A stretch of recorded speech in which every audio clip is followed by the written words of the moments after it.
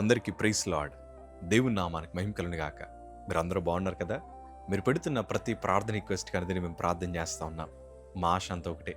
ఎక్కడైతే మీరు తృణీకరించబడ్డారో, ఎక్కడైతే వెలివేయబడ్డారో, ఎక్కడైతే గుండెలు పగిలేలాగిచ్చారో, అదే స్థలాల్లో నా ప్రభు మీ అందరినీ హెచ్చించబోతున్నారు. విశ్వాసంతో ప్రార్థన చేయండి. ఘనమైన విజయాలు ఖచ్చితంగా నా ప్రభు మీ అందరికీ అనుగ్రహిస్తారు. God bless you all. ఈరోజు ఈ వీడియో చూస్తున్న మీలో చాలామంది ఆశీర్వదించబడాలని, ఓడిపోయిన చోటే ఘనమైన విజయాలు సాధించాలని, కుటుంబం అందరి మధ్యన హెచ్చింపబడాలని, చాలామంది మనల్ని అవమానించారు కదా, వారందరి మధ్యన ఘనమైన సాక్ష్యాలు పొందుకోవాలని ప్రభు దగ్గర విజ్ఞాపన చేస్తున్న మీ అందరి జీవితాల్లో నా ప్రభు నూతన కార్యాలు జరిగించబోతున్నాడు. మనుషులు విడిచిపెట్టచ్చేమో కానీ మనం ఆరాధిస్తున్న దేవుడు మనల్ని ఎప్పటికీ విడిచిపెట్టే దేవుడు కాదు. ప్రియ సంగమా, గుండెల మీద చేతులు వేసుకుని ధైర్యంగా మాట చెప్తాను. ఆయన తలుచుకుంటే ఈ రోజే నీ బ్రతుకును మార్చగలిగిన ఒకే ఒక్క సమర్థుడు. మన యూట్యూబ్లో చాలామంది వీడియోస్ కింద కొన్ని కామెంట్స్ పెడుతున్నారు. అన్నా, మేము ప్రభు దగ్గర కనిపెడుతున్నాం, ప్రతిరోజు వాక్యాలు వింటున్నాం, ప్రతిరోజు ప్రార్థన చేస్తున్నాం, అయినా దేవుడు మాకెందుకు మేలు చేయట్లేదు అని చాలా ప్రశ్నలు మమ్మల్ని అడుగుతూ ఉన్నారు. ఒక సూటైన సమాధానం మీతో పంచుకోవాలని ఆశపడుతున్నాను. మన జీవితంలో ఎందుకు మేలు జరగట్లేదు, మన జీవితాలు ఎందుకు ఆశీర్వదించబడట్లేదో దేవునికి మాత్రమే తెలుసు. కాకపోతే ఈరోజు మిమ్మల్ని వేలెత్తి చూపాలన్న నా ఉద్దేశం ఎంత మాత్రం కాదు, కానీ ఒక క్రైస్తవుడు ప్రతిరోజు చేయాల్సిన బాధ్యతని ఈరోజు మీకు జ్ఞాపకం చేస్తున్నాను. అదేంటి తెలుసా? ప్రతిరోజు మనం ప్రభు దగ్గర పశ్చాత్తాపడాలి. ప్రభా, నా జీవితాన్ని నీకు అప్పగించాను గనక నీకు అనుకూలమైన పాత్రగా నేను బ్రతకాలని ఆశపడుతున్నానయ్యా. తండ్రి, నీకు నచ్చిన మార్గులు నడిపించండి. చిన్న చిన్న పొరపాట్లు ఏమైనా చేస్తుంటే నన్ను క్షమించండి ప్రభా అని ప్రతిరోజు ప్రభు దగ్గర మనం పశ్చాత్తాపడాలి. కొంతమంది ప్రభు దగ్గర పశ్చాత్తాపడరు, వారికి కావాల్సినంత అడుగుతూ ఉంటారు. వాక్యం వినని మరుక్షణమే ప్రభా నువ్వు నాకు ఇస్తున్నావు కదా అని ప్రభు దగ్గర మనం ప్రార్థన చేస్తూ ఉంటాం. కాకపోతే మనము ప్రభు దగ్గర ఖచ్చితంగా పశ్చాత్తాపడాలి. చిన్న చిన్న పొరపాట్లే కదని మనం దాన్ని పక్కన పెడతా ఉంటాం. కాకపోతే మాట చెప్పనా, చిన్న కన్నం చాలు పెద్ద పడవను ముంచేయడానికి. చిన్న చిన్న పొరపాట్లు చాలు దేవుని ఆశీర్వాదాలకు దూరపరచడానికి.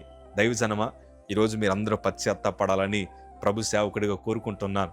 ఎందుకంటే దేవుని వాక్యాలు చాలా స్పష్టంగా సూటిగా మనతో మాట్లాడుతున్న మాట సామెతల గ్రంథం 28వ అధ్యాయము 13వ మాట మనం చదవగలిగితే, అతిక్రమములు దాచిపెట్టువాడు వర్ధిల్లడు, వాటిని ఒప్పుకొని విడిచిపెట్టివాడు కనికరం పొందును.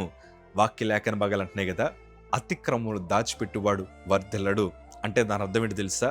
ఇంకా మనం ఆశీర్వదించబడం, ఇంకా మనం నూరంతలుగా ఫలభరితమైన జీవితాన్ని అనుభవించలేము. అతిక్రమములు దాచిపెట్టడం అది చాలా పెద్ద పొరపాటు. ప్రియ సంగమా, దాచుకుంటే సాతాను మన బ్రతుకును దోచుకుంటాడు. అతిక్రమాలు దాచుకుంటే దేవుని ఆశీర్వాదాలకు మనం దూరం అయిపోతాం. ఈరోజు మనం భక్తి చేస్తున్నాం, ప్రార్థన చేస్తున్నాం, వాక్యాలు వింటున్నాం. కాకపోతే చాలామంది వారి పాపపు జీవితాల్ని గుండెల్లో దాచుకుంటున్నారు. బయట వ్యక్తులకు మాత్రం మనం పరిశుద్ధులుగా కనిపించొడ్డొచ్చు, ఆరాధికులుగా కనిపించొడ్డొచ్చు, మేము కూడా ఘనమైన సేవకులుగా కనిపించొండొచ్చు. కానీ అంతరంగాల్ని పరిశీలిస్తున్న దేవాది దేవుడు, పర్సనల్గా మన జీవితాన్ని పరిశీలిస్తున్న దేవాది దేవుడు మన అసలైన జీవితాన్ని బట్టి ఆశీర్వదిస్తాడన్న సంగతి మీరెప్పుడు జ్ఞాపకం చేసుకోండి. ప్రియ సంగమా, ఈ మాట పెదాలతో చెప్పట్లేదు కానీ జీవిత అనుభవంతో పంచుకుంటున్నాను. పాపం వల్ల వచ్చి జీవితం మరణమని చిన్నప్పటి నుండి మా తల్లి మాకు బోధిస్తూ ఉండేది. నన్ను చాలాసార్లు మా తల్లి హెచ్చరిస్తూ ఉండేది. అయ్యా, నీ బ్రతుకును మార్చుకో, అయ్యా నీ హృదయాన్ని మార్చుకో, నువ్వు చేస్తున్న పాపము నిన్ను భయంకరమైన పరిస్థితిలోకి తీసుకెళ్తుంది, నువ్వెన్నటికీ విజయాన్ని పొందలేవంటే నేనేమన్నానంటే, అయినా దేవుడు ఉన్నాడా?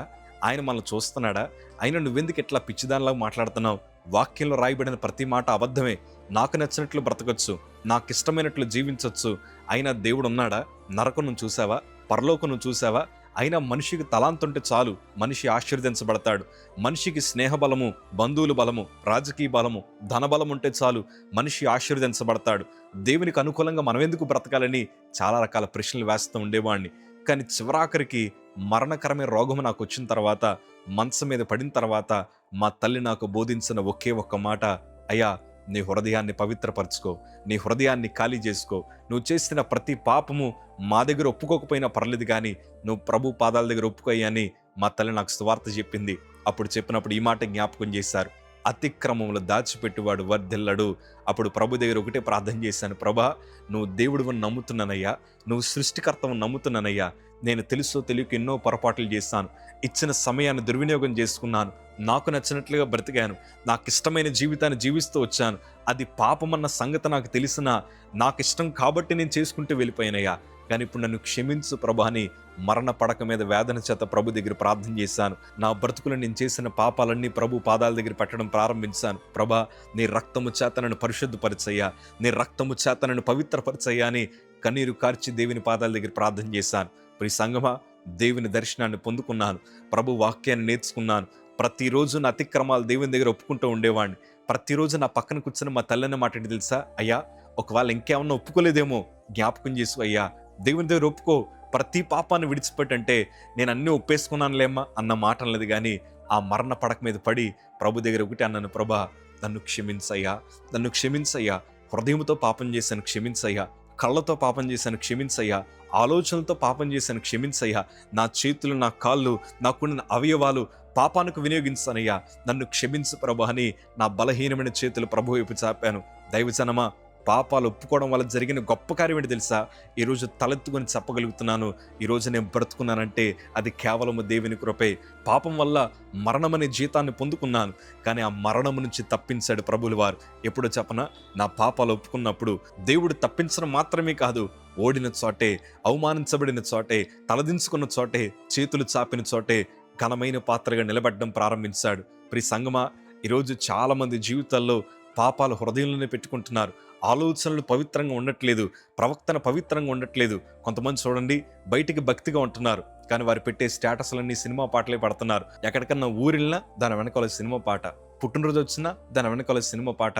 ఒకరోజు ఒక చెల్లి నాకు మెసేజ్ పెట్టింది, అన్నా నా బ్రతుకు అస్సలు బాగలేదన్నా, నా జీవితం అస్సలు నేను అనుకుంటున్నా జరగట్లేదన్నా, కుటుంబం మధ్యన అవమానం పొందుతున్నాను, స్నేహితుల మధ్యన అవమానం పొందుతున్నాను, అందరూ నన్ను విడిచిపెట్టేశారన్నా, నేను ఒక ఫెయిల్యూర్గా మార్చబడ్డానని కన్నీరు కారుస్తూ ఒక మెసేజ్ పెట్టింది.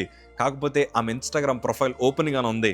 అది వెళ్ళి చూడగానే అందులో అన్ని సినిమా పాటలే, రకరకాల సినిమా హీరోలు, సినిమా హీరోయిన్లు ఫోటోలు పెట్టుకొని వీళ్ళంటే నాకు ఇష్టం, లేకపోతే పలానా హీరో పేరు పెట్టుకొని అతనికి నేను ఫ్యాన్ అని చెప్పి వాళ్ళందరూ ఇన్స్టాగ్రామ్ బయోలో రాసుకున్నారు. ఇవన్నీ చూస్తున్నప్పుడు నాకు ఏమనిపిస్తుందంటే, ఇన్ని శ్రమల మధ్యన వెళ్తున్నా, ఇన్ని ఇబ్బందుల మధ్యన ప్రయాణిస్తున్నా, కొంతమంది ఇంకా పశ్చాత్తాపడకుండా దేవుడు నాకు కార్యం జరిగించాలి, దేవుడు నాకు మేలు చేయాలి, దేవుడు నా బ్రతుకులు అద్భుతం జరిగించాలని ఇంకా మనం ప్రార్థిస్తున్నామే. ఆ ప్రార్థనలకి జవాబు రాకపోవడం గల కారణం ఏంటి తెలుసా? మన హృదయంలో పాపాన్ని పెట్టుకొని, మన జీవితపు అలవాట్లలో పాపాన్ని అవలంబించుకొని మనల్ని మనం పవిత్రపరుచుకోకుండా దేవుణ్ణి ఒకటి అడుగుతున్నాం, ప్రభా నన్ను దీవించని. ప్రియ సంగమా, అతిక్రమాలని హృదయంలో దాచుకున్నంత వరకు, నువ్వు పశ్చాత్తాపడలేంత వరకు కూడా నీ బ్రతుకులు నూతన కార్యాలు జరగవు. నువ్వు ఎప్పుడైతే మోకరించి ఈ క్షణమే ఈ వాక్యం వినిన తరువాతే నువ్వు మోకాలని, ప్రభా తెలుసో తెలియక ఏదైనా పొరపాట్లు చేస్తుంటే నన్ను క్షమించయ్యా, నా కుటుంబాన్ని క్షమించయ్యా, నీకోసం బ్రతకాలని ఆశపడుతున్నాను, నా పాపాల నుంచి విడిపించు ప్రభా, నన్ను పవిత్రపరిచయ్యా, నీకోసం నిలబడాలని కోరుకుంటున్నానని మీ పూర్తి జీవితాన్ని ప్రభుకు అప్పగించండి. జీరోగా ఉన్న మీ జీవితాన్ని హీరోగా నా ప్రభు మారుస్తాడు. ఓడిపోయిన మీ బ్రతుకులను విజయముగా మారుస్తాడు. అందుకే నినివే ప్రజలందరూ కూడా వారు పశ్చాత్తాపడి వారి పాపంలో ఒప్పుకున్నారు. గోనె బట్ట కట్టుకొని రాజు బూడిదలో కూర్చొని పశ్చాత్తాపడ్డాడు. దేవుని కనికరాన్ని వారు అనుభవించగలిగారు, దేవుని ప్రేమను వారు రుచి చూడగలిగారు. కీడు నుంచి దేవుడు వారిని తప్పించాడు, ఉగ్రత నుంచి దేవుడు వారిని తప్పించాడు, ఆశీర్వాదాలు వారి పట్ల దేవుడు కొమ్మరించాడు. ప్రియ సంగమా, ఈరోజు నువ్వు పశ్చాత్తాపడాలని కోరుకుంటున్నాను. నిజమే, నువ్వు భక్తి చేస్తున్నావు, చాలా కన్నీరు కార్చి ప్రార్థన చేస్తున్నారు, ఓడిన చోటే నా ప్రభు నిలబడతాడని గొప్ప విశ్వాసాన్ని మీరు చూపిస్తున్నారు. ఈరోజు ప్రభు మీతో మాట్లాడుతున్నారు. మీ ప్రార్థన విన్నాడు ఆయన, మీ కన్నీటిని చూశాడు ఆయన. కాకపోతే మీరు పశ్చాత్తాపడండి, మీ పాపాలను విడిచిపెట్టండి. ఎందుకంటే మన ఇంట్లో మన తల్లి అన్నం వండేటప్పుడు గిన్నెలు పాతగా ఉంటే అందులో వండరండి. అందులో వండక మునుపు చక్కగా గిన్నెంతా నీట్గా కడుగుతారు, బియ్యాన్ని శుభ్రంగా కడుగుతారు, లేకపోతే కూరగాయలను శుభ్రంగా కడుగుతారు. ఆ పాత్రలన్నీ పవిత్రంగా చేసి, ఆ పాత్రలన్నీ నీట్గా చేసి అప్పుడు అందులో వంట వండడం ప్రారంభిస్తారు. ఈరోజు నేను అంటాను, నీ బ్రతుకులో ఆశీర్వాదాలు కుమ్మరించబడాలంటే, నీ బ్రతుకులో నువ్వు ఆశీర్వాదాలు చూడాలంటే మన హృదయాన్ని పవిత్రపరచుకోవాలి, పశ్చాత్తాపడాలి. నేను కూడా అంతే. ప్రతిరోజు నేను చేసే ప్రార్థన తెలుసా? నా 2 చేతులు జోడించి ప్రభు దగ్గర కన్నీరు కారుస్తుంటాను, ప్రభా నన్ను క్షమించయ్యా. నేను మీటింగ్కి వెళ్ళిన ప్రతిసారి ఇంటికి వచ్చిన తర్వాత కొన్నిసార్లు చాలా లేట్ అవుతూ ఉంటుంది. అప్పుడు మంచం దగ్గర మోకాలేసో ప్రార్థన చేస్తాను, ప్రభా తెలుసో తెలియకో నా ఊహల్లో కూడా ఏమైనా తప్పు చేస్తుంటే నన్ను క్షమించయ్యా. ఈ రాత్రి ఒకవేళ నీ పిలుపు వస్తే నేను నీ రాజ్యానికి వచ్చేయాలి. ఒకవేళ రేపు నేను స్వార్థ పరిచర్యలో వాడబడాలని నీ ఉద్దేశాల్లో ఉంటే నన్ను బ్రతికించు, బలమిచ్చు, నన్ను వాడుకో ప్రభా, నన్ను పవిత్రపరిచయ్యా అని ప్రార్థన చేస్తూ ఉంటాను. ఆ ప్రార్థనే ఈరోజు మా ఆశీర్వాదాలకు పునాదిగా మార్చబడ్డాయి. పశ్చాత్తాపం నుండే శక్తి ఏంటో చెప్పన? క్యాన్సర్ను కూడా జయించడానికి దేవుడు కృప చూపించాడు. పాపాలు ఎప్పుడైతే మనం విడిచిపెడతామో దేవుని ఆశీర్వాదాలు మన బ్రతుకులో కుమ్మరించబడతాయి. అందుకే ఈరోజు మీ హృదయంలో ఈ మాటను పెట్టుకోండి, ప్రార్థించడం ప్రారంభించండి. ప్రభు దగ్గర ప్రతి ఒక్కటి ఒప్పుకోండి. మనుషులు మనల్ని క్షమించకపోయినా దేవుడు మాత్రం ఖచ్చితంగా క్షమిస్తాడు. మీ సాక్షి జీవితాన్ని దేవుడు మారుస్తాడు. అలాంటి కృపని నా ప్రభు మీ అందరికీ చూపించునుగాక. పశ్చాత్తాపంలో చాలా ఉన్నతమైన బలం ఉందండి, చాలా ఉన్నతమైన ఆశీర్వాదాలు ఉన్నాయండి.